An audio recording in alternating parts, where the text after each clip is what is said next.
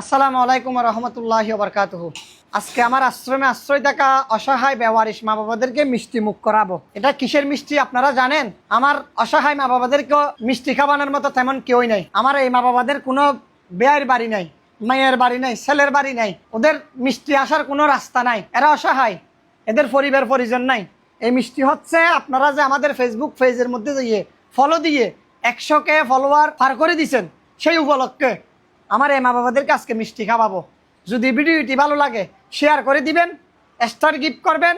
আপনার শেয়ারের মাধ্যমে যদি আমাদের এই ফেসবুক পেজের মধ্যে যদি 10টা ফলোয়ারও আসে, আপনার কোনো আপত্তি আছে? আমার আপনার সকলের ভালোবাসার রাস্তা এই জনম দুঃখিনী অসহায় মা বাবাদের চেহারার দিকে তাকাই আপনি শেয়ার করবেন, এমনকি পেজটি ফলো করবেন।